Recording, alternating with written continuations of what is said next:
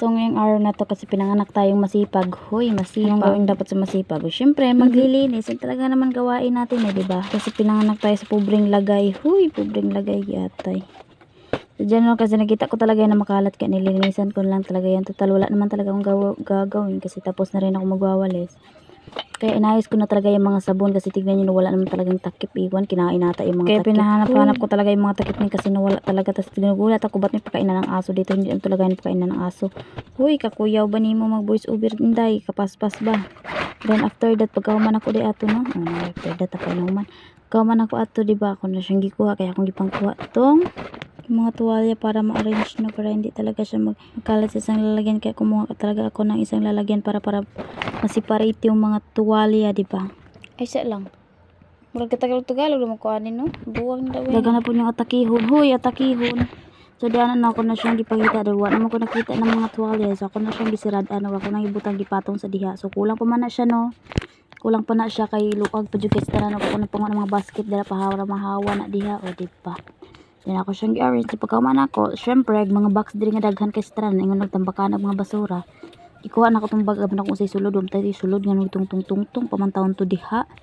Then nag-iro nga zombie. Binyag kuhaon sa hoy. May kuha taon ni mo. Then pagkahuman na yung tungtong ko na kay panganak man tagkulang og height. So magbutang itag paagi ba para unsaon pagkataas. Hoy. So daan na tungtong ko diha kay para makakuan ko. So daan na kay naman na siya arrange daan na. Kung na siyang giusub-usub kunuhay kaya ano mo ko laing buhaton. Sulod na lang man dayon. Pero di mo ko panglimpyo karon. Diyan na lang kung balik-balikan ambot na lang. Then pagkaman diyan nakita na ko dugay murag isang tuig pa dagway. Na isang tuig. Sa kompid ng kuhanan ni sinampayan na so ako siyang gikuha kay parapel on, di ba? Ay sorry.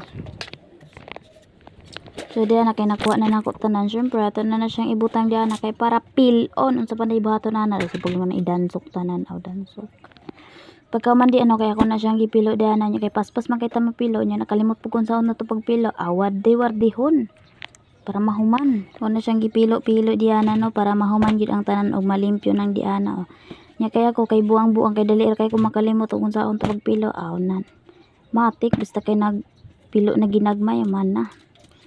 Then diana ano kay kanang duha ka buok di man din abi na ko puro na habol di man na habol. Siya plastic na sulupin. Aw na napay plastic napay sulupin. Awa gid plastic kang dako ko na siyang gikuha no kay naagyoy mga libakira kay diari nga giatay murag buang apiragaba na lang ambot na lang.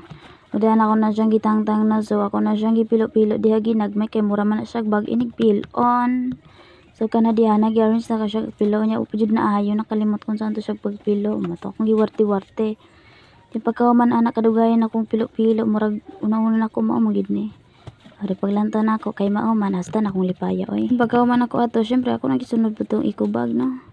Kato siya kay butanganan man tog mga kuan unsa na. Di pagkahuman kay kato siya kay umkay to na puno adto na ko to iipon. May laing butanganan malamang dito pag-iipon siya sa tuwalya. Pero okay ra na kay di man na siya magsinumbagay na di gyud na ko siya ipon pero di na magsinumbagay. Pero murag diri na lang sa YouTube. Bye bye. Thank you.